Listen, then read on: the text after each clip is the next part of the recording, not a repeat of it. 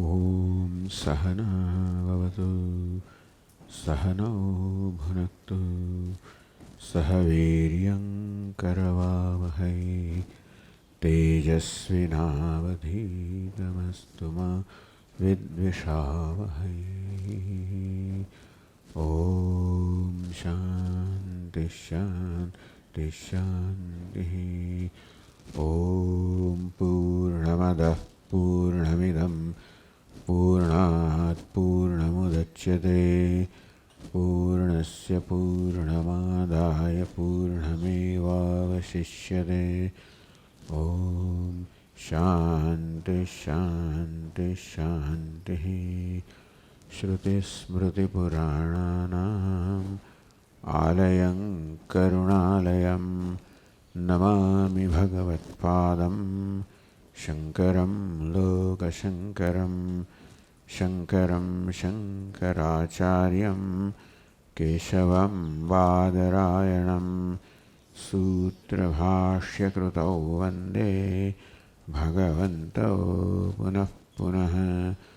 ईश्वरो गुरुरात्मेति मूर्तिभेदविभागिने व्योमवद्व्याप्तदेहाय दक्षिणामूर्तये नमः।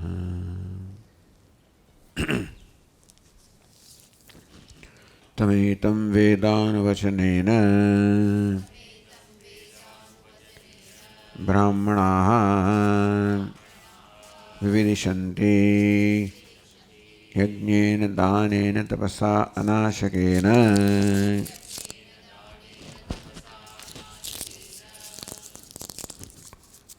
तो ग्रंथकार आ वाक्य समझावी रह्या छे। ब्राह्मणाः विविदिशन्ति, ब्राह्मणो विविदिशन्ति, वेदितुम् इच्छन्ति, जाणवानी इच्छा करे छे। अर्थात जाणवानी इच्छा उत्पन्न थाय ए प्रकारनो प्रयत्न करे छे। इच्छाए स्वयं उत्पन्न थवुं पड़े, એટલે ઈચ્છા એની જાતે ઉત્પન્ન થાય તે માટે જે પ્રકારનું વાતાવરણ મનમાં રચવું પડે એવું રચવાનો આપણે પ્રયત્ન કરીએ। અર્થાત બ્રાહ્મણોને વિવિધ દિશાનું મૂલ્ય છે, આત્મજ્ઞાનનું મૂલ્ય છે। કારણ કે આત્મજ્ઞાનથી પ્રાપ્ત થનાર મોક્ષનું મૂલ્ય છે, આનંદનું મૂલ્ય છે, મુક્તિનું મૂલ્ય છે। वास्तवમાં સાચા અર્થમાં મુક્તિ તો આત્મજ્ઞાન, આત્મજ્ઞાન એટલે જે મુક્ત છે તેનું જ્ઞાન, નિત્ય પ્રાપ્ત છે એવી મુક્તિનું જ્ઞાન કે હું મુક્ત જ છું। આપણે જ્ઞાન જન્મવું જોઈએ, પહેલા એ જ્ઞાનની ઈચ્છા જન્મવી જોઈએ।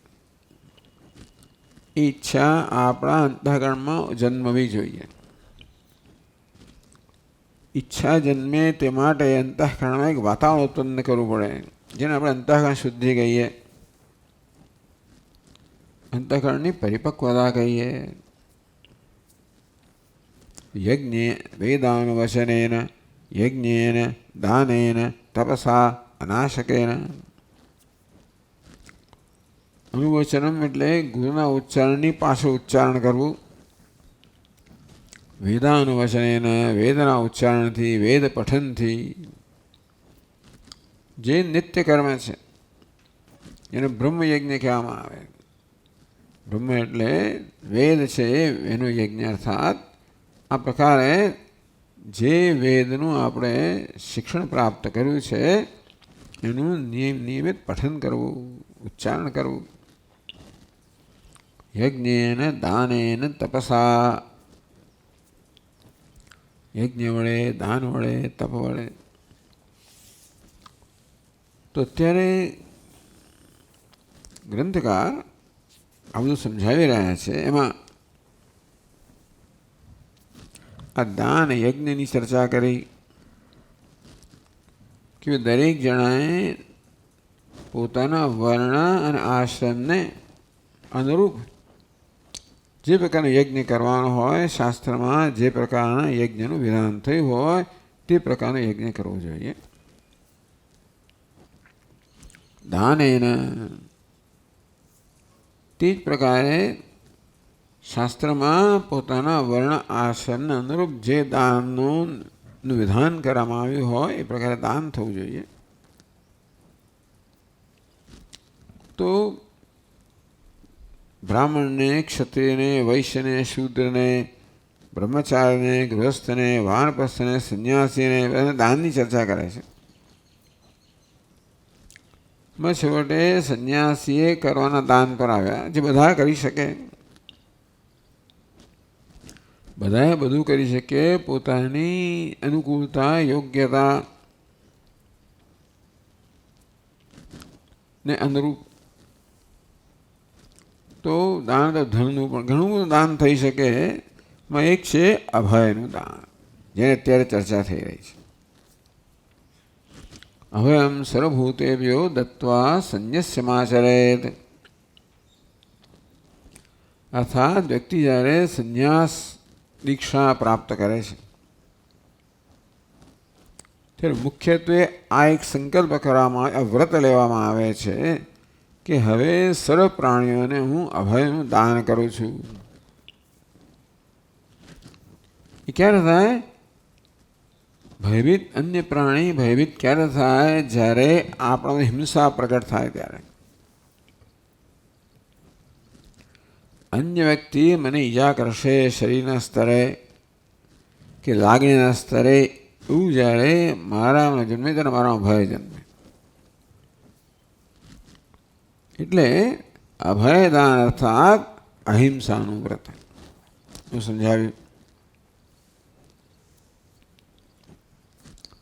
તતસ્તસ્ય તદેવ ઉક્તમ દાનમ પરમમ અણુ અપી યથા નૈવ ભવેત પીડા. એટલે સંન્યાસીનું આ પ્રકારનું વ્રત છે કે અન્ય કોઈ જંતુને અણુ પણ જરા પણ પીડા ન જન્મે, શરીરના સ્તરે કે વનના સ્તરે. એનું વ્રત છે.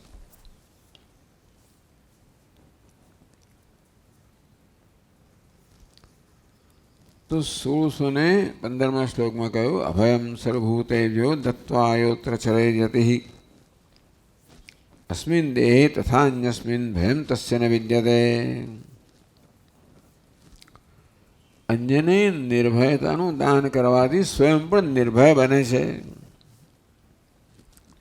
તો જે પ્રકારનું આપણે વાયુમંડળ ઉત્પન્ન કરીએ, જે પ્રકારના માનસિક તરંગો આપણે આપણા મનમાંથી પ્રગટ કરીએ, એ પ્રકારની પ્રતિભાવ આપણે પ્રાપ્ત થાય.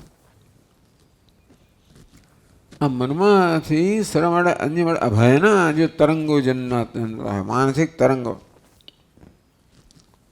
તે પ્રકારના તરંગોનો પ્રતિભાવ મળે. એટલે કહે છે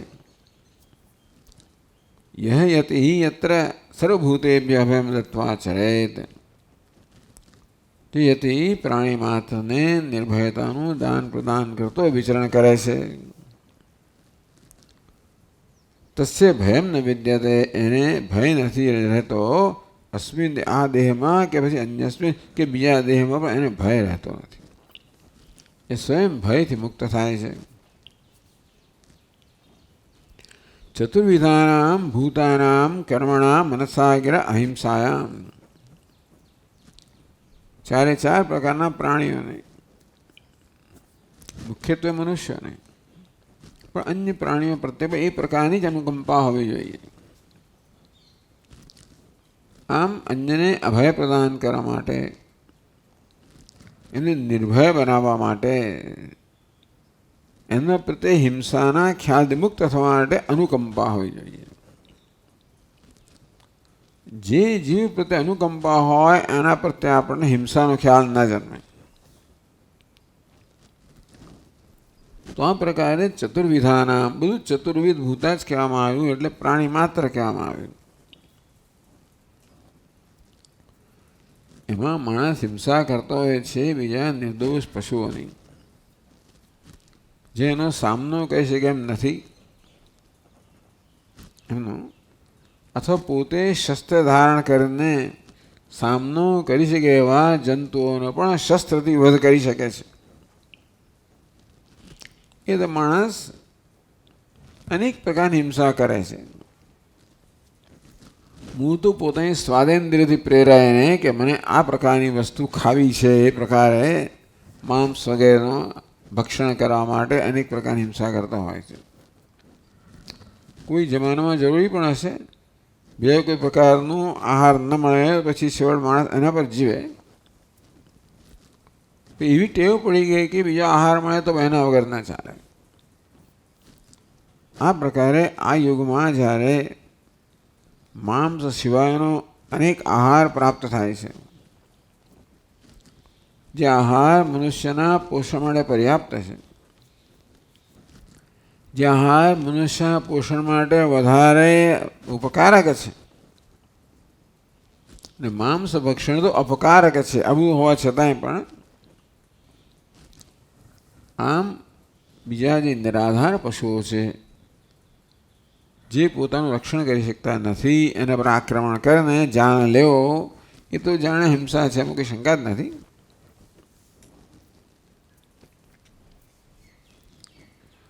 કર્મણા મનસા ગિરા, શરીરના સ્તરે કર્મથી, વાણીથી, મનથી અહિંસા, આ પ્રકારની અહિંસાના વ્રતનું પાલન કરવામાં આવે. ધર્મશ્ચતુર્પાદથી વ્યવસ્થિત, તો 4 પાદ કે 4 પગ ધરાવનારો ધર્મ. ક્યાં 4 પગ છે? સત્ય, દયા, તપ, દાન. ભગવાન શિવજીનું વાહન છે નંદી. એ નંદી ધર્મનું પ્રતીક છે. ભગવાન શિવજી ધર્મરૂપી વાહન પર હંમેશા વિચરણ કરતા હોય છે. એ નંદીના 4 પગ છે, ધર્મના 4 પગ છે: સત્ય, દયા, તપ, દાનમિતિ.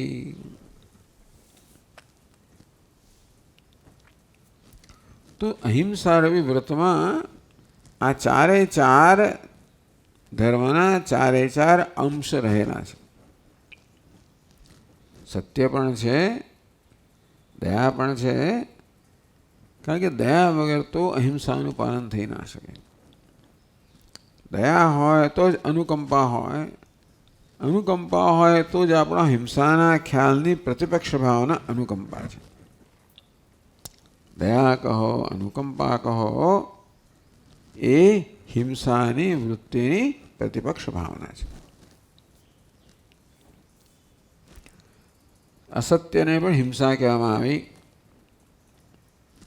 અસત્ય બોલવું, અસત્યનું આચરણ કરવું, એટલે અન્ય જે છે જીવ છે, એ સત્ય જાણવાની એનો જે હક છે એ હક પર તરાપ મારવામાં આવે છે. આમ બીજાના હક પર તરાપ મારવો એ પણ હિંસા છે. તપશ્ચર્યા અર્થાત ઓછામાં ઓછો ભોગ, તપશ્ચર્યા. ભોગનો ત્યાગ. ભોગમાં હિંસા રહેલી છે. આપણે વસ્તુનો ભોગવતા હોઈએ, ઉપયોગ કરતા હોઈએ, તો બીજું કોઈ આપણાથી વધારે જરૂરિયાતવાળું અને વંચિત રહેતું જ હોય છે. હંમેશા આપણા કરતાં વધારે જરૂરિયાતવાળા જીવો હોવાના જ. જીવનમાં જેટલો ભોગ હોય એટલું એક તો વધારે પોતાના ઉપાધિ પરનો જુલમ પણ હોય, અને બીજાને એની જરૂરિયાતથી વંચિત પણ રાખવામાં આવતું હોય. આમ ભોગમય જીવનમાં, કન્ઝમ્પશનમાં હિંસા રહેલી છે. તપશ્ચર્યા ભોગની વિરુદ્ધ, અર્થાત ભોગનો ત્યાગ, તપશ્ચર્યા હોય. દાન. દાનની અંદર પણ અનુકંપા રહેલી છે. અનુકંપા માત્ર મનના સ્તરે જ હોય, જેથી આપણે હિંસક કર્મ ના કરીએ, એક વસ્તુ છે. પણ દાન અર્થાત અન્યની જરૂરિયાત વિશેની સભાનતા હોવી, સંવેદનશીલતા હોય અને સાથે સાથે અનુકંપાથી પ્રેરાઈને એ અન્યની જરૂરિયાતને પૂરી કરવા માટેની પ્રેરણા હોય, પ્રેરણા જન્મે. દાતવ્યમ ઇતિ યદ્દાનમ દીયતે અનુપકારિણે. મારે દાન કરવું જોઈએ, ભગવાન મને પુષ્કળ આપ્યું છે અને માટે આ જરૂરિયાતવાળા જે છે મારે વહેંચવું જોઈએ. અંદરથી તમે પ્રેરણા જન્મે. દાતવ્યમ. તો આ પ્રકારે દાનનું વિરુદ્ધ છે લોભ. અસંતોષને કારણે છે ને જે વધુને વધુ એકત્રિત કરવું અને હૃદયની સંકુચિતતાને કારણે એકત્રિત થયું છે એને કોઈને વહેંચવું, આપવું નહીં. આમાં પણ હિંસા રહેલી છે. એકત્રિત કરવામાં બીજાને વંચિત રાખવા, નહીં આપવામાં બીજાને વંચિત રાખવા વગેરે, અને એમાં પોતાની હિંસા રહેલી છે. એટલે અહિંસાના વ્રતમાં કહે છે અહીંયા ગ્રંથકાર કે સત્ય, દાન, તપ અને દયા ધર્મના જે આ ચાર પાદ છે, ચારે ચારનું આપોઆપ જ આચરણ થતું હોય છે. અહિંસા.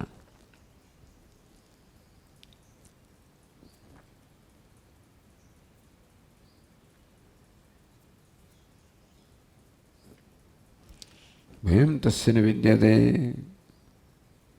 એમ કરતાં અહિંસા છેવટે અદ્વિતીય બ્રહ્મભાવને પ્રાપ્ત કરાવીને આપણને દ્વૈત દર્શનના ભ્રમથી મુક્ત કરીને નિર્ભયતામાં સ્થાપિત કરે છે.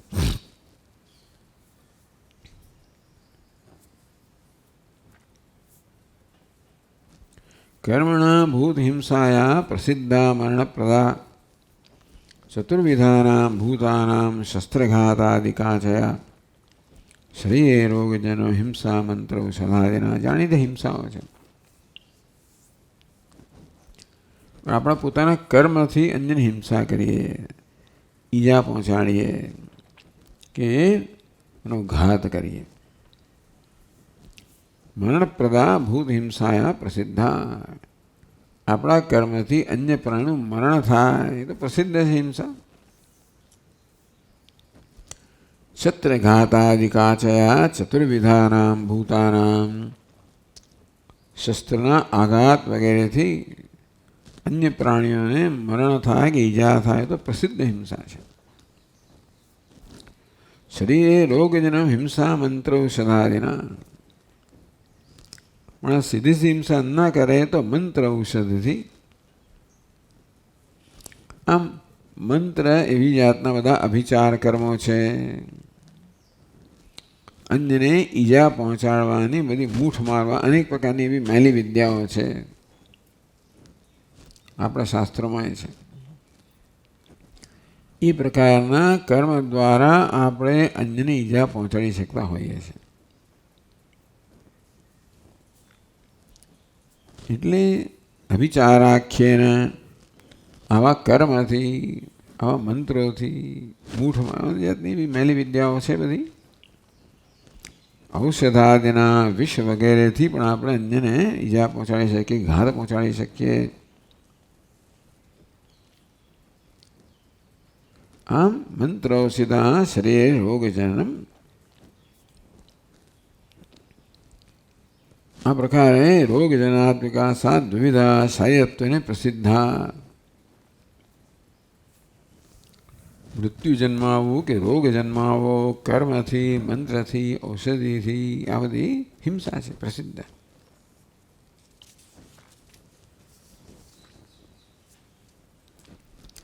હવે 500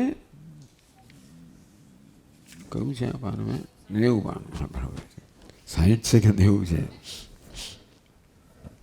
એ આગળ કહે છે. વિત્તદારાદિહર્ણમ નરાણામધિકં સદા હિંસનમ તત્ર વિજ્ઞેયમ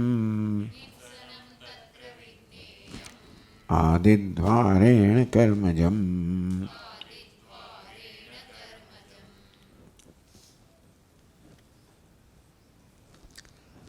યદ નરાણામ વિત્તાદિહરણ વિત્તદારાદિહરણમ. કોઈનું વિત્ત હરી લેવું, કોઈની પત્ની હરી લેવી. આ તો કહે છે ભૌતિક હિંસા કરતાં શરીરના સ્તરે પહોંચેલી હિંસા કરતાં પણ આ વધારે ખરાબ છે. એ નરાણામ વિત્ત પૂર્વોક્તાદ અધિકમ કર્મજમ હિંસનમ જ્ઞેયમ. આમ કોઈને શરીરના સ્તરે પહોંચેલી ઈજા કરતાં પણ કોઈના ધનનું, દારાનું, પ્રિય વસ્તુનું હરણ કરવું એથી પણ વધારે ચડિયાતી એટલે ખરાબ હિંસા છે. એવું કેમ કહો છો? કે છે તત્ર વિજ્ઞેય આધિદ્વારેણ. આધિ વ્યાધિ ઉપાધિ. આધિ માનસ પીડા, વ્યાધિ શારીરિક પીડા. તો આ રીતે આવું હરણ કરવાથી અન્યને આપણે માનસ પીડા પહોંચાડતા હોઈએ છીએ. એટલે શરીરથી વ્યક્તિની હિંસા ન થઈ હોય,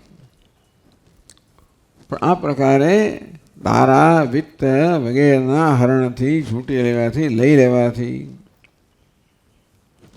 દુનિયામાં કેટલો અત્યાચાર થતો હોય છે, થયેલો છે, થઈ રહ્યો છે.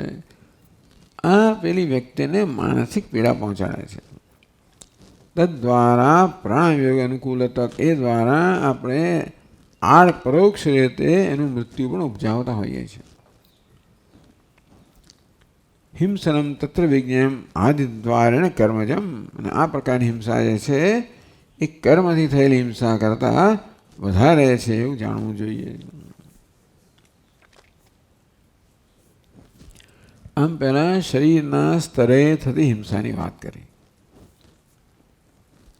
વાચિકી હિંસા અભિનયથી, આપણે વાણીથી અન્યને હિંસા પહોંચાડી શકીએ, કરી શકીએ, ઈજા કરી શકીએ, એની હવે અભિનયથી. હિંસા શબ્દોથી વર્ણવે છે, કહે છે 1919 શ્લોકમાં. એટલે કરી બતાવે છે અભિનયથી. વાણીથી હિંસા થાય કેવી રીતે કરી બતાવે છે, એવું એ પ્રકારે એને અભિનય કરે છે.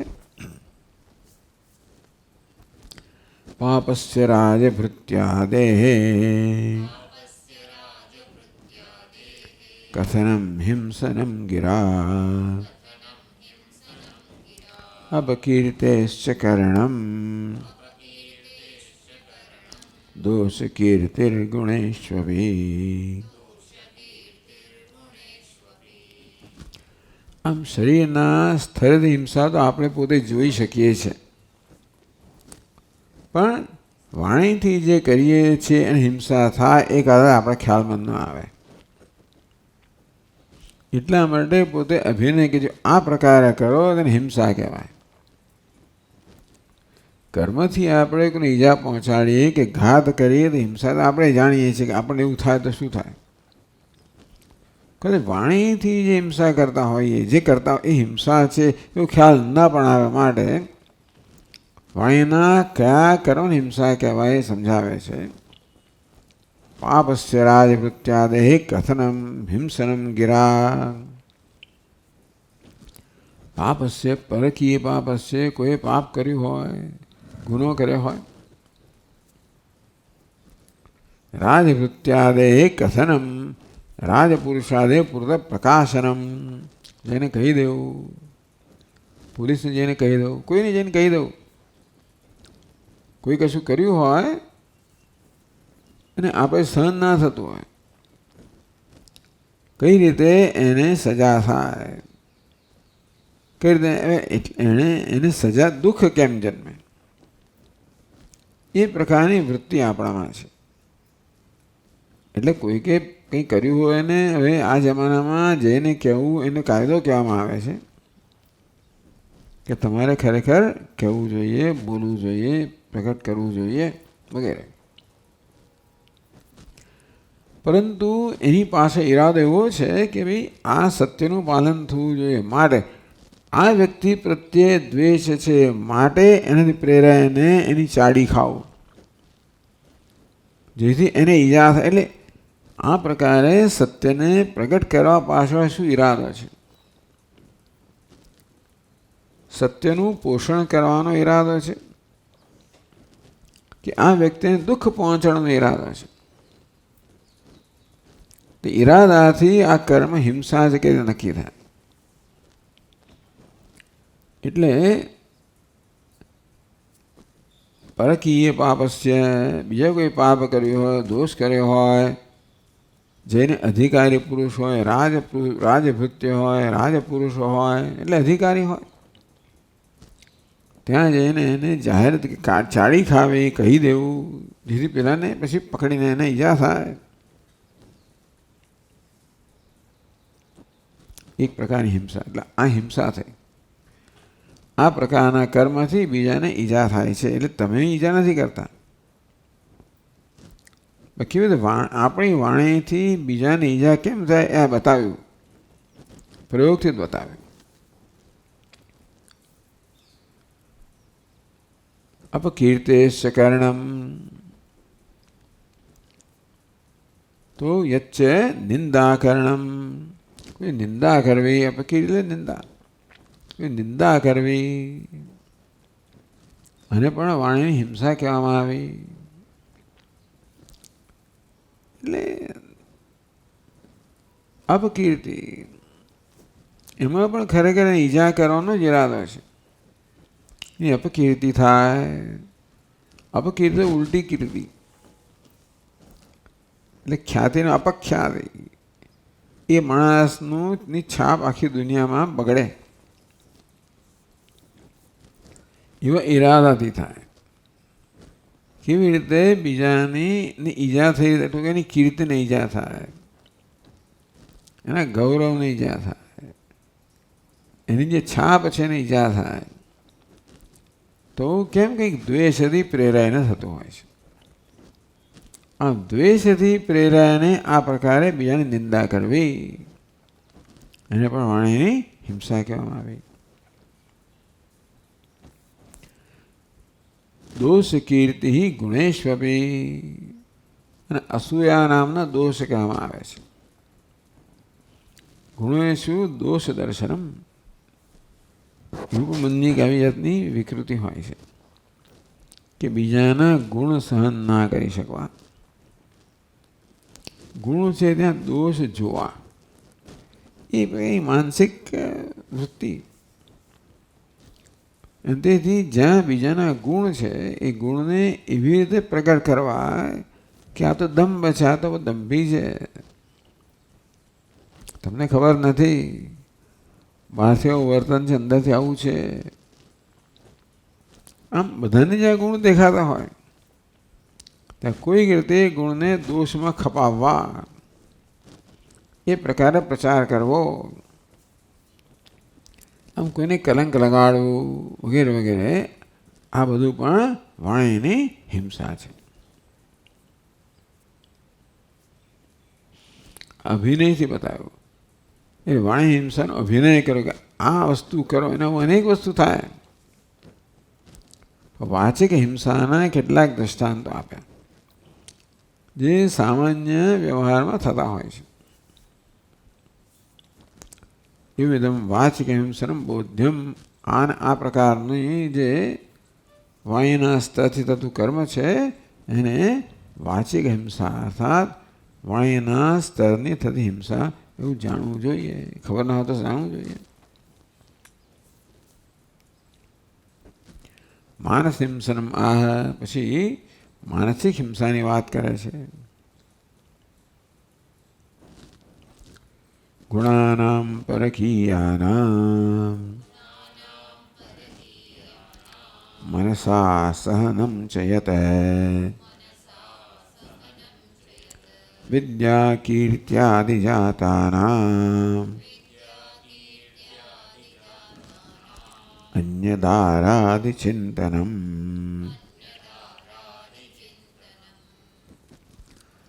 તો કયા પ્રકારના માનસ અમુક પ્રકારની વિચારધારાને હિંસા કહેવાય, માનસ હિંસા કહેવામાં આવે. અમુક પ્રકારે વિચારવું, જાણી જોઈને વિચારવું, તો એ પ્રકારની વિચારધારાને માનસિક હિંસા કહેવામાં આવે. કારણ કે મનમાં પણ શક્તિ છે. સૌથી વધારે શક્તિ તો શરીરના સ્તરે છે. એ સ્તરે થતો ઘાત તો સૌથી વધારે પીડા પહોંચાડનાર હોય. વાણીમાં એ શક્તિ છે. વાણીથી આપણે સીધી શરીરની ઈજા ન કરીએ તો પણ પરોક્ષ રીતે કરીએ, કશું કરીએ જેથી ઈજા થાય. ઈજા બે સ્તરે થતી હોય છે. શરીરના સ્તરે થતી હોય છે અને લાગણીના સ્તરે થતી હોય છે. એ વાણી એવું કંઈક કરી કે એને સજા થાય, એને માર પડે, એવું થતું હોય. માર ખવડાવવો, કહી દેવું. આપણે જે ના થાય ને તો પહેલાં કહી દઈએ, એ માર પડે, એટલે એવું થતું હોય બધું. એ રીતે પરોક્ષ રીતે એની શારીરિક ઈજાના આપણે હેતુ બન્યા. અથવા તો પછી આ પ્રકારે માનસિક રીતે લાગણીને ઈજા પહોંચાડવી, અપકીર્તિ હોય, એના પર કલંક લગાવવું, આ લગાવવું, એની કીર્તિ છે, ખ્યાતિ છે, એના પર આક્રમણ કરવું, એને ઈજા પહોંચાડવી, એમ કરીને માનસિક ઈજા કરવી. તો આપણી વાણીથી થયું. હવે આપણા મનથી, મનના વિચારોથી ગુણાનામ પરકીયાનામ મનસા અસહનમ ચયદ. પરકીયાનામ ગુણાનામ મનસાયત અસહનમ. બીજાના ગુણ છે, બીજાને ચડતી છે, એને આપણે સહન ના કરી શકીએ. મનમાં એ પ્રકારના વિચારની ધારા જન્મે. કેવા ગુણ? વિદ્યા કીર્ત્યાદિ જાતાના. બીજી વ્યક્તિ વિદ્યામાં આપણે ચડિયાતું હોય, કીર્તિમાં ચડિયાતું હોય, બીજા ગુણોમાં ચડિયાતું હોય. પરકીયાનામ ગુણાનામ, આમ ધર્મથી ચડિયાતું હોય, કીર્તિ હોય, વધારે વિદ્વત્તા હોય. હવે આપણે જે વસ્તુને મહત્વની માનીએ છીએ, એ વસ્તુ આપણામાં હોય એવું ઈચ્છીએ છીએ. જે કદાચ આપણામાં ન હોય કે પૂરતા પ્રમાણમાં ન હોય, અને બીજામાં જોઈએ ત્યારે આપણે સહન ના થાય, કઈ રીતે નુકસાન થાય એ પ્રકારની ઈર્ષ્યાજનક માનસ ચિંતન જન્મે. કે નામ થાય જ સારું, માદો પડે જ સારું. પરીક્ષામાં મારા કરતાં વધારે માર્ક્સ આવતા હોય છે, એનાથી મારો પહેલો નંબર નથી આવતો. મને થાય કે આ પરીક્ષામાં માદો પડે જ સારું, પડી જાય હાથ ભાગી જાય સારું. ટૂંકમાં આવી જાતના વિચારો આવે.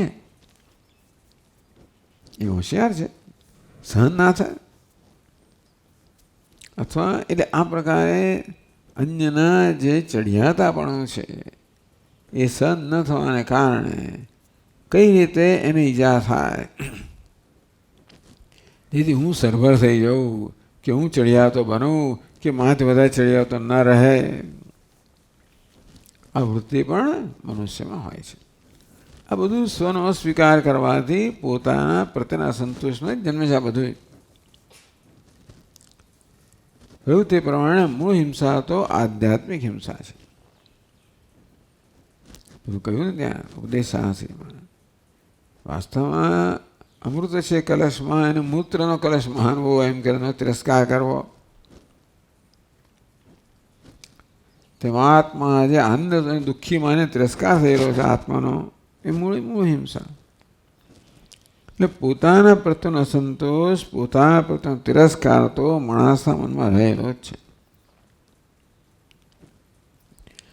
એ તિરસ્કાર છે ભિન્ન ભિન્ન પ્રકારની હિંસાના રૂપમાં વ્યક્ત થતો હોય છે. કેવી રીતે આત્મ તિરસ્કારથી મુક્ત રહેવું, આત્મ અસ્વીકારથી, આત્મસંતોષથી કેમ મુક્ત રહેવું. એમ આવી વિકૃત રીત કરવામાં આવે. પોતાનાથી સંતોષ જન્મે એવા કર્મ કરવા, સત્કર્મ કરવા એ યોગ્ય છે. એને બદલે કેવી રીતે બીજાને પાડવો, બીજાની રેખાને કેમ ટૂંકી કરવી, પોતાની રેખાને લાંબી કરો. ચાલો ભાઈ, બે વિદ્યા છે, કીર્તિ છે, જે હોય એને તને સહન નથી થતું તો તું વધારે વિદ્યા પ્રાપ્ત કર, વધારે કીર્તિ પ્રાપ્ત કર, તારી રેખાને લંબાવ તો ચાલો એ ચાલે. હવે એ તો બહુ વૈરાગ્ય જોઈએ કે કશો વાંધો નહીં, એવું તો ના હોય. સ્પર્ધાત્મક વૃત્તિ હોય તોય પણ બીજાની રેખા ટૂંકી કરવી એનું નામ હિંસા. એની કીર્તિમાં કોઈક રીતે આપણે આવી રીતે આઘાત કરવો, મુખ્ય કીર્તિમાં, અથવા એની વિદ્યા હોય તો એના પ્રકારે આવી જાતનો પ્રચાર કરવો કે આ તો બધો કંઈ એને આવડતું નથી, સામે બધી વાતો જ છે વગેરે વગેરે.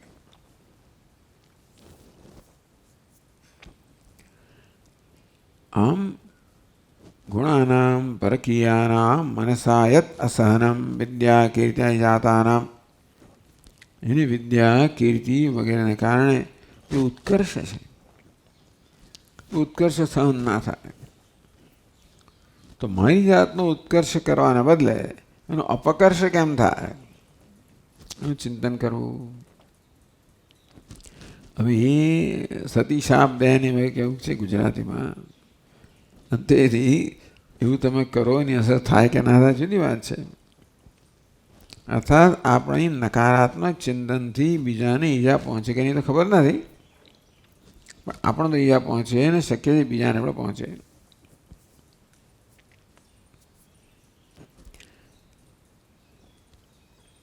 અન્ય દારાદિ ચિંતનમ યચ્ચ પરકીય દારાદિના સ્વમ પ્રતિ પ્રાપ્ત્યર્થમ ચિંતનમ, બીજાનું ધન પોતાને પ્રાપ્ત થાય, બીજાની દારા પોતાને પ્રાપ્ત થાય વગેરે વગેરે.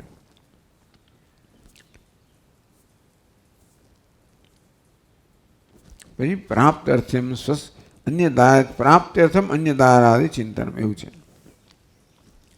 અન્યની પત્ની વગેરે પોતાને પ્રાપ્ત થાય એ પ્રકારનું ચિંતન કરવું એ પણ હિંસા, માનસિક હિંસા.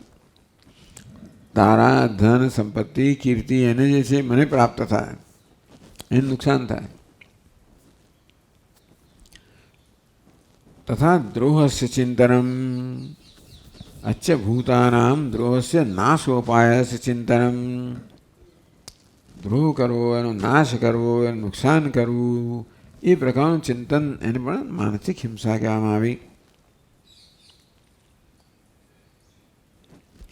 ચતુર્વિધાનામ ભૂતાનામ માનસમ હિંસનમ શ્રુતમ એવું વિધમ માનસમ હિંસનમ બોધ્યમ. આ પ્રકારે જે છે એટલે ટૂંકમાં અમુક પ્રકારની વિચારધારાને માનસિક હિંસા કહેવામાં આવી, અમુક પ્રકારની વાણીની ધારાને વાચિક હિંસા કહેવામાં આવી, અમુક પ્રકારના શરીરના કર્મને શારીરિક હિંસા કહેવામાં આવી, એ પ્રકારે અમુક પ્રકારની માનસિક ધારાને માનસિક હિંસા કહેવામાં આવી.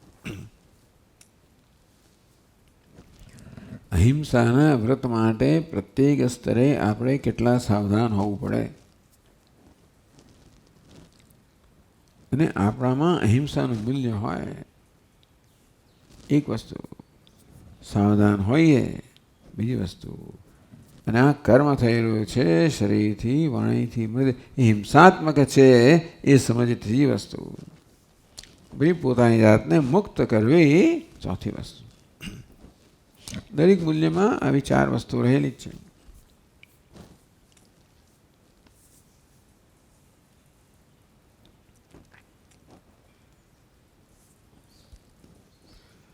ઉક્ત માનસાદિ વ્યાપારણામ પરંપરા હિંસનત્વ નિદર્શયન. આ મન વગેરે માનસ હિંસા થાય ને એનાથી સીધે સીધી હિંસા ના થાય, તો પરંપરા હિંસનમ, જેમ પહેલાં ચાડી ખાઈ જવું, એટલે પોલીસ એને પકડી જાય ને સજા કરે, મારે. સજા જાતે જ કરે છે હિન્દુસ્તાનમાં, છે કોર્ટમાં કોણ જાય બધું કોણ કરે, એનો જ પતાવી નાખે. એટલે ચાલો, એટલે એ રીતે આપણે એનો આપણી વગનો ઉપયોગ કર્યો, માર ખવડાવ્યો. આમાં શું થાય કે આપણા દ્વેષથી થયું છે ને, એટલે ન્યાય હોય કે ના પણ હોય, કાયદો હાથમાં લો. જે કાયદો તો કોર્ટ નક્કી કરવાનો છે, સજા થાય કે નહીં, કેટલી થાય તમે નક્કી કરો. એ તમારે જે નક્કી કર્યું એ હવે તમે વિવેકથી નક્કી કર્યું છે કે દ્વેષ નક્કી કર્યું, એ મુશ્કેલ છે. એટલે આ પ્રકારે કોઈને કશી ઈજા પહોંચાડવામાં વ્યક્તિગત દ્વેષ હોવાની પૂરી સંભાવના છે. એટલા માટે એને અનકોન્સ્ટિટ્યુશનલ કહેવામાં આવે, સંવિધાનને અનુરૂપ નથી. સજા કરવાનું કામ માત્ર ન્યાયાધીશનું છે, બીજા કોઈનું નથી. ભલો માણસ કોઈ ના હોય, ન્યાયાધીશ જ સજા કરે, પ્રાઇમ મિનિસ્ટર ના કરે, કોઈ ના કરે. પ્રેસિડેન્ટને સૌ મુખ્ય ન્યાયાધીશ માનવામાં આવે, બસ સુપ્રીમ કોર્ટ બધા છેવટે આપણા જે રાષ્ટ્રપતિ હોય એની જવાબદાર છે, મળે એને મુખ્ય ન્યાયાધીશ, એટલે એને ક્યાં ભાઈ એને છોડ ના છોડ વગેરે જુદી વાત છે. બાકી પ્રધાનમંત્રીને પણ હક નથી નક્કી કરવાનું કે એને શું થાય ને શું ના થાય. ન્યાયાલયને જ હક છે. તો કે પોલીસ હવે પોતાની જાતે કશું કરે, પોલીસ નહીં, કોઈ પણ માણસ શું ગેરકાયદેસર કહેવાય. સાચી હોય તોય, સાચું હોય તોય પણ તમારા અધિકારમાં નથી. અધિકાર રહિતનું કર્મ કરવું એ ગેરકાયદેસર છે. ચાલો, એટલે તમે શું કરો કે તમે જાતે કશું ના કરો પણ કોઈ દ્વારા કરાવડાવો, તો પરંપરા હિંસનમ. તમે એવું કરો જેને કારણે પેલાને ઈજા પહોંચે, પ્રત્યક્ષ નહીં તો પરંપરાથી પહોંચે. હું એને કહું પેલા એમ કરીને પેલાને નુકસાન થાય. એટલે આ માનસ વ્યાપાર વગેરે છે કે વાચિક વ્યાપાર છે, એનાથી હિંસા તો થતી નથી. આ દેહનો વ્યાપાર છે, સીધી ઈજા થાય છે, એટલે એ તો હિંસા આપણે જોઈ શકીએ છીએ. હું બોલ્યો ને તમે હિંસા કેમ કહો છો? ક્યાં કશું થયું છે? આમ વિચારવાની હિંસા કેમ કહો છો? એ પરંપરાયા હિંસા છે, એને હિંસા કહેવાય. પરંપરા હિંસનત્વ વિધિ દર્શયન બતાવે છે કેવી રીતે આ પ્રકારના કર્મો પરંપરાથી હિંસા કરતા હોય છે. એ પરંપરા હિંસા ઉદાહરતે, પ્રત્યક્ષ હિંસા નથી કરી, મેં કશું નથી કર્યું, મેં નથી માર્યું. આ બધા અંદર સિબલિંગમાં ચાલતું હોય, કયું થયું અને પછી પપ્પાને કહી દે, પપ્પા એને પછી મારે, એને માર ખવડાવે, માર ખવડાવી દઉં કે મારો માર ખવડાવીશ કે તને જોશે.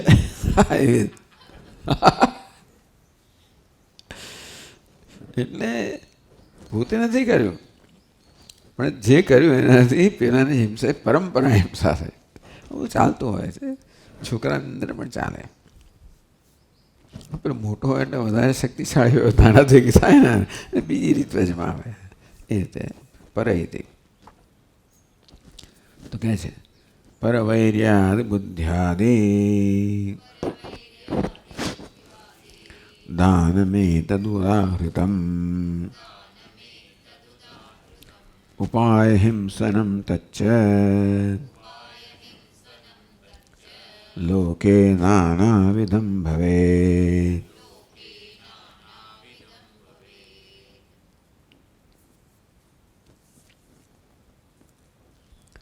પરવૈર્યાદિ બુદ્ધ્યાદિ દાનમ,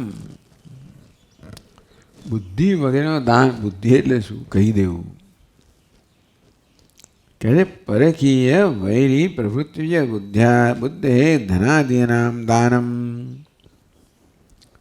ટૂંકમાં પેલાનો જે રહસ્ય છે કરી દેવું, કોઈને અંદરની વાત કરી દેવી, જે બીજા કોઈને ખબર પડવાની સંભાવના નથી, પણ અંદરના માણસ છે ને આપણે, એટલે અંદરની વાત બીજે કરી દેવી. એમ કરીને પછી બીજાને ઈજા, એ દ્વારા બીજાને ઈજા પહોંચાડવી, શારીરિક ઈજા પહોંચાડવી, એની કીર્તિને ઈજા પહોંચાડવી વગેરે. અથવા પૈસા આપીને, આપણે ત્યાં હિટમેન કહેવામાં આવે. એટલે આટલા રૂપિયા આપ્યા હોય, લાખ રૂપિયા, 2 લાખ, 5, જેવી હસ્તી.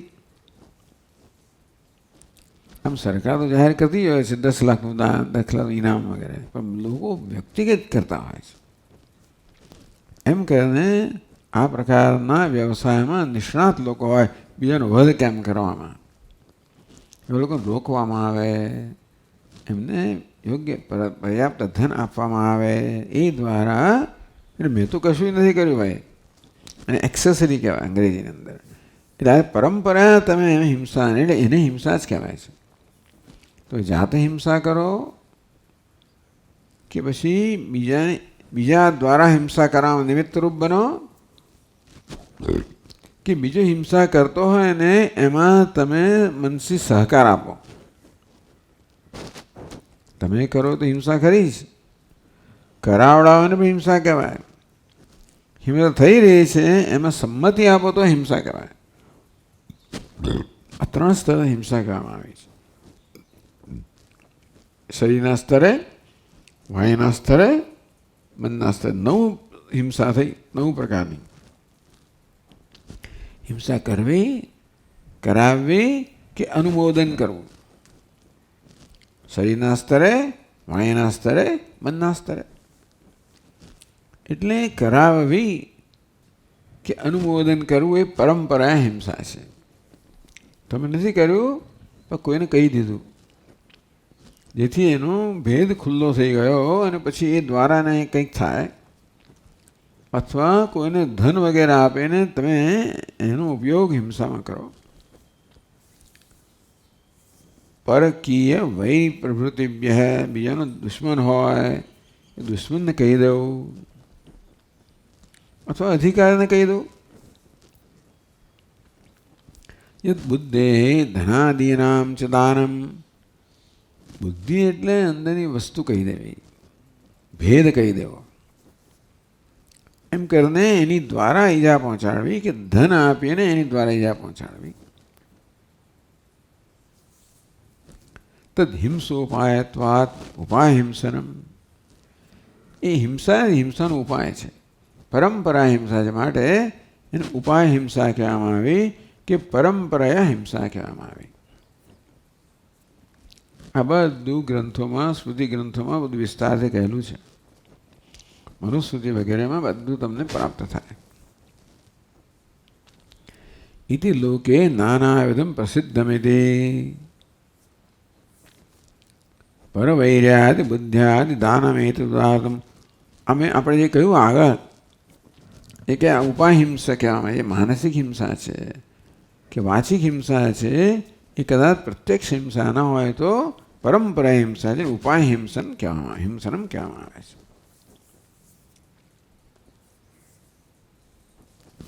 એ વિવિધ પ્રકારનું હોય છે, એ પ્રસિદ્ધ છે. તથા અનિર્ભાષણ અભી હિંસનમ એવ, તેમ જુઠ્ઠું બોલવું એ પણ હિંસા જ છે.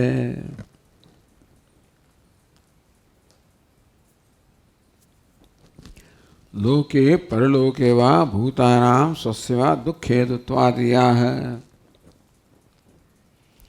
અસત્ય ભાષણ કરવું, જુઠ્ઠું બોલવું એ લોકે પરલોકે વા, આ લોકમાં કે પરલોકમાં, ભૂતાનામ સ્વસ્યા દુઃખ હેતુત્વાદ, અત્યારે જુઠ્ઠું બોલીને બીજા કોઈને હું નુકસાન કરું,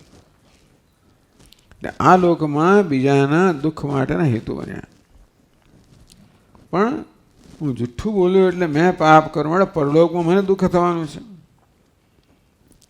આમ પરલોકમાં મારા દુઃખ માટે હું જવાબદાર બન્યો. આ લોકમાં બીજાના દુઃખ માટે જવાબદાર બનું, પરલોકમાં મારા દુઃખ માટે જવાબદાર બનું. અને હિંસા કહેવામાં આવી. કેમ? કારણ કે કર્મ દુઃખ જન્માવનારું છે માટે. એટલે આમ ખબર ના પડે, જુઠ્ઠું બોલવામાં હિંસા શું થઈ ભાઈ? એમાં ક્યાં હિંસા આવી? તો આ રીતે ઉપાય હિંસા, જુઠ્ઠું બોલવાથી પેલા હકથી વંચિત રાખ્યા એમ કરીને એને જાણવું જોઈતું, ન જાણ્યું માટે એને કંઈક નુકસાન થવાનું નહીં. જુઠ્ઠું બોલે શું કામ? ક્યાં તો મને કંઈ નુકસાન થતું હોય એમાંથી બચવા માટે જુઠ્ઠું બોલું, અન્ય નુકસાન કરવા માટે જુઠ્ઠું બોલું, બે વસ્તુ હોય. અને તે રીતે ઉપાય હિંસા એટલે કોઈકને આ રીતે હું હાનિ પહોંચાડું છું એ વાતને, એટલે સ્વસ્યવા દુઃખ હેતુત્વાત, ટૂંકો અસત્ય વચન છે એ પણ દુઃખ પહોંચાડનારું જ છે. તો એ કહે છે અસત્ય વચનમ, અસત્ય વચનમ તદ્વદ ભૂતાનામ દુઃખ કારણમ આત્મનો વાત્ર લોકે વા પરલોકે ચ હિંસનમ.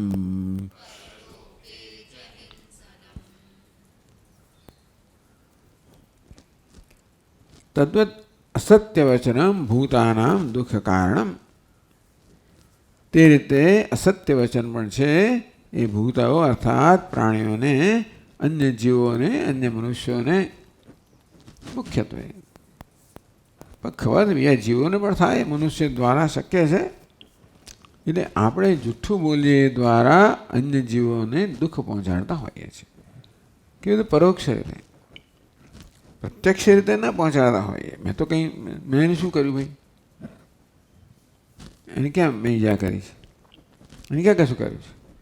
એમ કહેવાય ને, કશું કર્યું નથી, પણ પરંપરાએ આ કર્યું છે. જુઠ્ઠું બોલ્યું નથી કર્યું, પેલા ના કર્યું કઈ આણે ચોરી કરી છે, આમ કર્યું છે, તેમ કર્યું છે વગેરે, તો મેં નથી કર્યું એમ કહું. જુઠ્ઠું કોણ લીધું? મને ખબર નથી. હવે તો રોજ બનતો હોય ઘરની અંદર, કારણ કે બાળકે બનાવ્યો તો ચોરી ખાઈ ગયા, પૂછે એ બધું એણે હિસાબ રાખ્યો હોય પાછો, ખબર પડી જાય એને કે આવું શું થયું છે, કોણે ખાધું, એને ખબર પણ હોય છે કે ચાલ પૂછે, આપણે ખબર નથી. આવું બધું એટલે એમ કરીને બીજાને એમના હકથી વંચિત તો રાખ્યા જ ને, તમે એકલા ચોરીને ખાઈ ગયા વગેરે વગેરે. ટૂંકમાં આ તો બહુ નાની વસ્તુ કહી, પણ દુનિયામાં આ પ્રકારે ઘણું બધું જુઠ્ઠું બોલાતું હોય. નાની નાની વાતમાં તો બહુ જ બોલાય, અને એવું છે ને એવા ટેવાઈ ગયેલા એની અસર જ ના થાય આપણને. આવું નાના નાના જૂઠાણાથી એવા ટેવાઈ ગયું હોય એને, એટલે અડકતું નથી બધું. શરૂઆતમાં અડકે, પછી ના અડકે.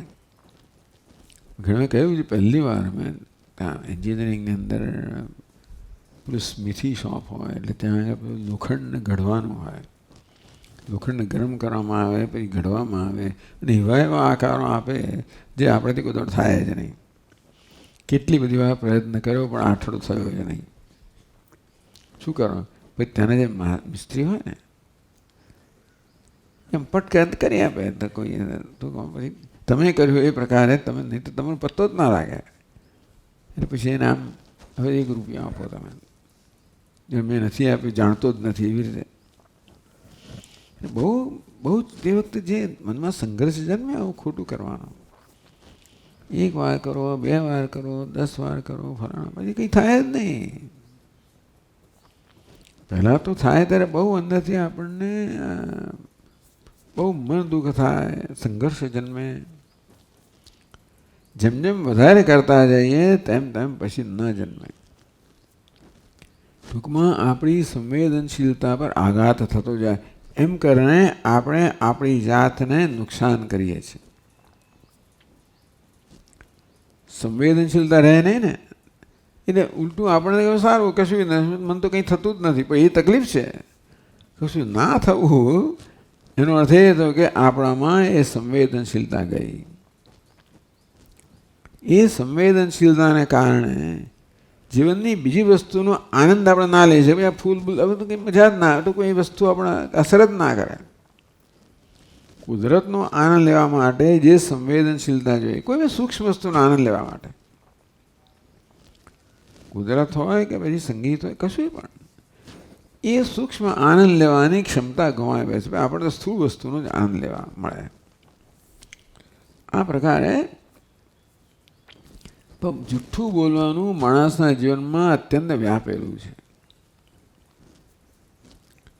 અને મૂળ તો એનું કારણ છે ભય, અસલામતી. મારું શું થશે, મારે આ ગુમાવવું પડશે તો શું થશે, અથવા મને આ દુઃખ પહોંચશે તો શું થાય. એટલે દુઃખને ટાળવા માટે આપણે અસત્ય બોલીએ. દુઃખને ટાળવાનું હોય, નુકસાનને ટાળવાનું હોય, અપકીર્તિને ટાળવાની હોય, અથવા કશો ગેરકાયદેસરનો લાભ લેવાનો હોય. એટલે નાની નાની વાતમાં ટૂંકમાં અસત્ય વચનમ તદ્વત ભૂતાનામ દુઃખ કારણમ. એમ કરતાં આપણે જાણતા નથી કે આપણે આપણી જાતને જરા જરા જરા નુકસાન પહોંચાડતા રહીએ છીએ. એ મન સંવેદનશીલતા ગુમાવતું જાય. પછી અનેક પ્રકારની માનસિક તણાવ, દબાણ, ફરાણ બહુ જ જન્મતું હોય છે. ચાલો છોડો. પણ એટલે પણ ભૂતાનામ દુઃખ કારણ મુખ્યત્વે તો અસત્ય વચનથી સત્ય જાણવાના અન્યના હક પર તરાપ મારતા હોઈએ છીએ.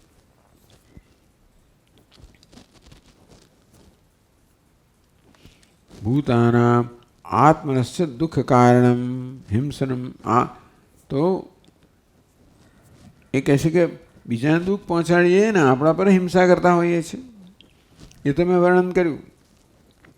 અસત્ય વચનથી બીજાને તો આપણે દુઃખ પહોંચાડતા હોઈએ, એના હકને છીનવી લઈને, અને આપણી હિંસા આ પ્રકારે કરતા હોઈએ છીએ, આપણી સંવેદનશીલતા પર આઘાત કરતાં કરતાં.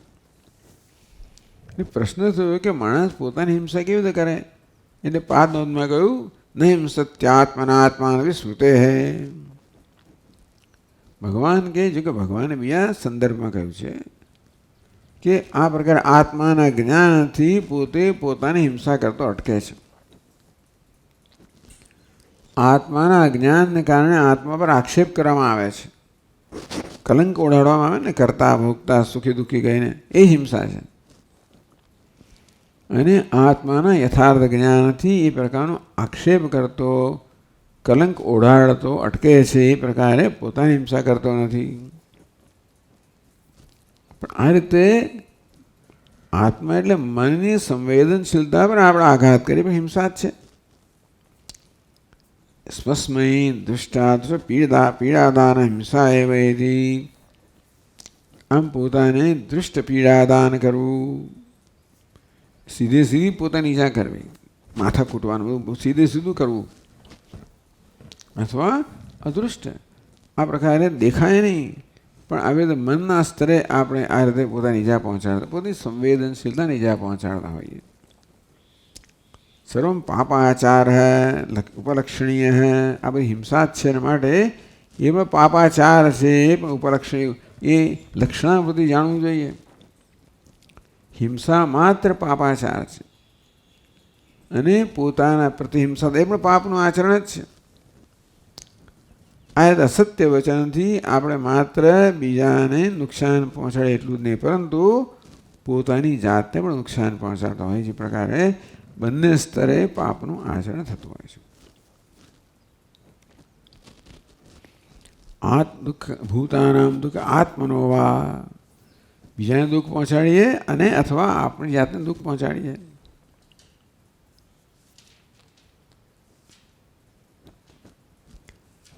અત્ર લોકે વા પરલોકે હિંસનમ. અથવા અસત્ય વચન હિંસનમ એટલે આ લોકમાં એ પાપ કર્યું એટલે પરલોક. સામાન્ય રીતે પાપ કર્યું એટલે બીજાને હિંસા કરે પાપ છે, તો પોતાની હિંસા પણ પાપ છે. મેં કહ્યું તે પ્રમાણે માટે આ લોકમાં પેલા દુઃખ પહોંચાડે, પરલોકમાં આપણી જાતને દુઃખ પહોંચાડે. એ સંબંધ થાય. આ લોકમાં પહોંચે જ. મેં કહ્યું પ્રમાણે આપણા મનની સંવેદનશીલતા પર આઘાત કરવાથી આપણને જ નુકસાન કરતા હોય છે. આપણે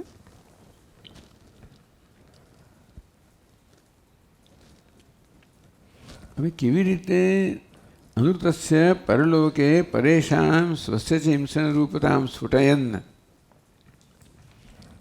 આપણે અનુત ભાષણ કરીએ, મિથ્યા ભાષણ કરીએ, જુઠ્ઠું બોલીએ, તો પરલોકમાં કેવી રીતે એ હિંસા પરલોકમાં કેવું દુઃખ પહોંચાડતા હોઈએ છીએ. પરેશાન સ્વસ્થ છે. બીજું વળી અમૃત ભાષણથી બીજાને અને પોતાને પણ કેવી રીતે હિંસા કરતા હોઈએ છીએ અને પરલોકમાં વળી કેવી રીતે આપણે દુઃખ ઉત્પન્ન કરતા હોઈએ છીએ. હિંસા રૂપતામ સ્ફુટયન એ વસ્તુ સ્પષ્ટ કરે છે. નાસ્તિક્ય બી હિંસા એવા નાસ્તિકને નાસ્તિક્ય આસ્તિકતા ન હોવી, શ્રદ્ધા ન હોવી એને પણ હિંસા કહેવામાં આવી. શાસ્ત્રમાં, ઈશ્વરમાં, ગુરુવાક્યમાં શ્રદ્ધા ન હોવી અથવા એ ખોટું છે એમ માનવું એને નાસ્તિક્ય કહેવામાં આવ્યું. તો એ પણ હિંસા છે કહે છે યજ્ઞાદિની. યજ્ઞાદિ ધર્મ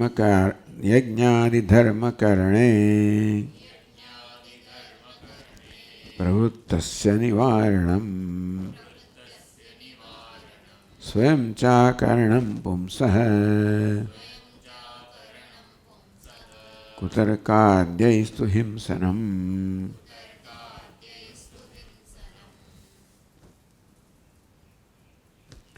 યજ્ઞાદિ ધર્મકરણે પ્રવૃત્તસ્ય,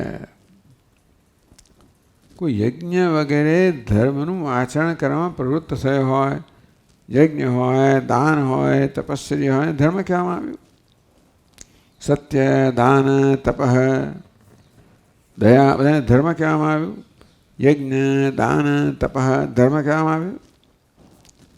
તો યજ્ઞ વગેરે રૂપી જે ધર્મ છે એનું આચરણ કરવા કોઈ પ્રવૃત્ત થયું હોય કે હું આવું કરવાનું છું, આવો યજ્ઞ કરવાનો છું, આવું દાન કરવાનું છું, આવું પુણ્યકર્મ કરવાનો છું, આવું કરવા પ્રવૃત્ત થયો હોય તૈયાર થાય. નિવારણમ,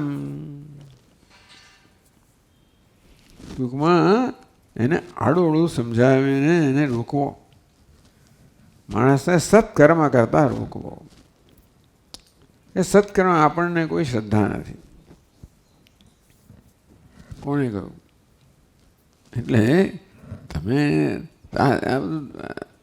પેલા નાસ્તિક લોકો હોય કે પછી શું છે આપણા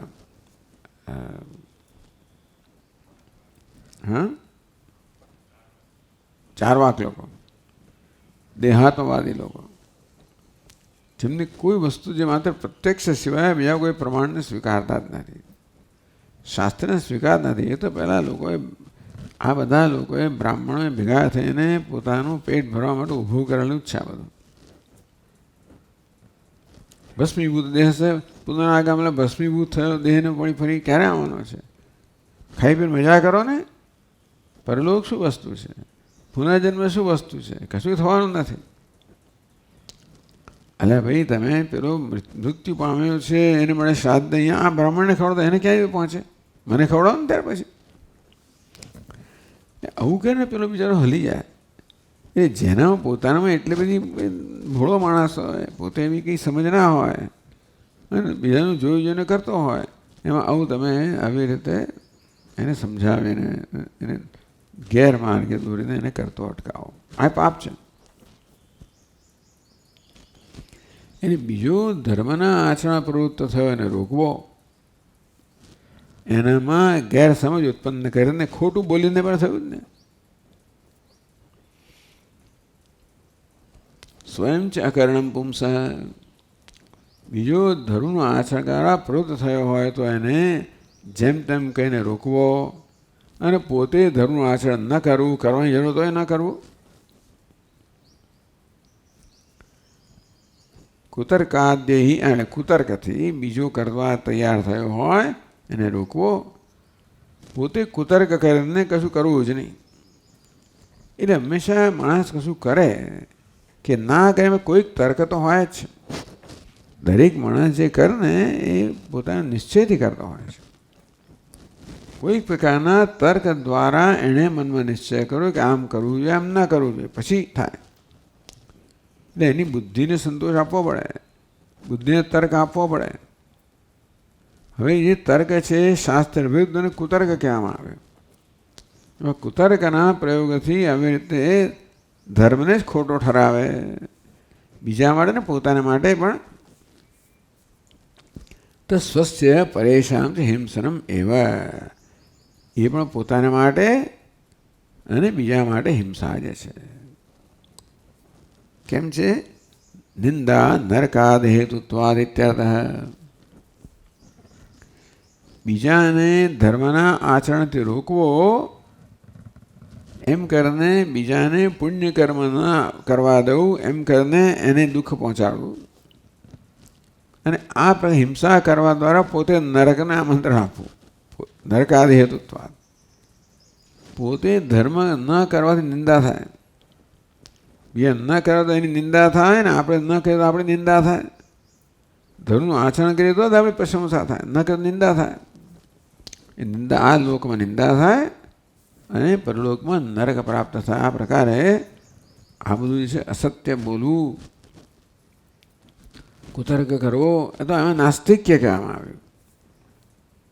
આસ્તિકતાનો અભાવ શાસ્ત્રમાં કે ઈશ્વરમાં શ્રદ્ધાનો અભાવ. પણ ઈશ્વર નથી માનતો, શાસ્ત્રમાં નથી માનતો, એ માટે એના મનમાં કોઈ પ્રકારનો તર્ક હોય તો ખરો જ, ગમે તેવો તર્ક હોય. કારણ કે એ પ્રકારે બુદ્ધિ હંમેશા તર્કથી જ નિર્ણય કરતી હોય. એણે કંઈ કંઈ વિચાર્યું છે, એને આપણે કુતર્ક કહીએ. આમ કુતર્કતાથી નાસ્તિકતા હોય એ પણ એનું અને બીજાનું નુકસાન કરનારી છે. એટલે અહીં તો એવું કહ્યું કે શાસ્ત્રમાં શ્રદ્ધા ન હવે એટલે હિંસક જેમ થઈ ગયો. અસન્નેવ સભવતી અસદ બ્રહ્મેતિ વેદ છેદ. ઉપનિષદ કહે કે ઈશ્વર નથી, બ્રહ્મ નથી, એવું કહેનારો માણસ પોતે નથી સમાન થઈ જાય છે. નથી એટલે શું? એને જીવનમાં સત્કર્મ રહેતું નથી, ધર્મ રહેતો નથી. કે ધર્મનું પાલન કરવા માટે કોઈક રીતે પોતાની જાત પર નિયંત્રણ કરવું તો પડે છે. અધર્મની વૃત્તિઓ તો લઈને માણસ આવેલો છે. રાગદ્વેષ રૂપી વૃત્તિઓ કહો, વાસના કહો, લઈને આવેલો છે.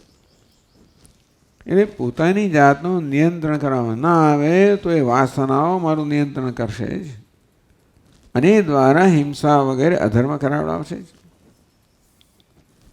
એટલે અધર્મનું આચરણ માણસને સ્વાભાવિક છે. સ્વાભાવિક એટલે સ્વભાવજન્ય છે, એટલે વાસનાજન્ય કહો. અને ધર્મનું આચરણ કરવા માટે પોતાના એ સ્વભાવનું નિયંત્રણ કરવું જ પડે. એ રીતે આત્મસંયમ ધીમે પ્રાપ્ત થાય. એ ન કરીએ તો અધર્મ તો સ્વાભાવિક જ છે. અને તેથી માર ખવડાવે આ લોકમાં અને પરલોકમાં માર ખવડાવશે જ. હવે નાસ્તિકતા એટલે શું? ધર્મ માનવું જ નહીં, ઈશ્વર માનવું નહીં. અસત્યમ અપ્રતિષ્ઠંતે જગદાહુ અનીશ્વરમ. જગતમાં કોઈ સત્ય નથી, કોઈ ધર્મ નથી, કોઈ ઈશ્વર નથી. એમ કરવાથી પોતે બધા પ્રકારની જવાબદારીમાંથી મુક્ત થઈ જાય છે. ધર્મ માનીએ તો એનું પાલન કરવાની જવાબદારી થાય. ઈશ્વર માનીએ તો પછી એને ધ્યાનમાં લેવો આપણે ભગવાન જુએ છે. માનીએ તો પછી કોઈ જાતની જવાબદારી જ નથી ને. અને માણસ પછી કેવું અત્યંત સ્વચ્છંદ જીવન જીવે, નિર્બંધ જીવન જીવે. એમ કરીને પોતાની હિંસા કરે અને સમાજની હિંસા કરે. એટલે આ પ્રકારે અહિત જગત અહિતા, આ જગતનો હિત કરનારી આખી વૃત્તિ છે. એ રીતે આ નાસ્તિકતાને પણ હિંસાનું કારણ જણાવ્યું, એ બતાવ્યું.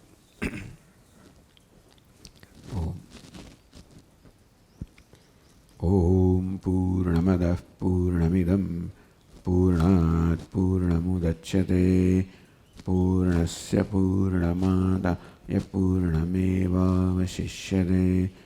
ઓમ શાંતિ શાંતિ શાંતિ. શંકરમ શંકરાચાર્યમ કેશવમ બાદરાયણમ સૂત્રભાષ્યકૃતૌ વંદે ભગવन्तૌ પુનઃ પુનઃ. ईश्वरो गुरुरात्मेति मूर्तिभेदविभागिने व्योमवद्व्याप्तदेहाय दक्षिणामूर्तये नमः। ॐ शान्ति शान्ति। हरि ओम। श्री गुरुभ्यो नमः। हरि ओम।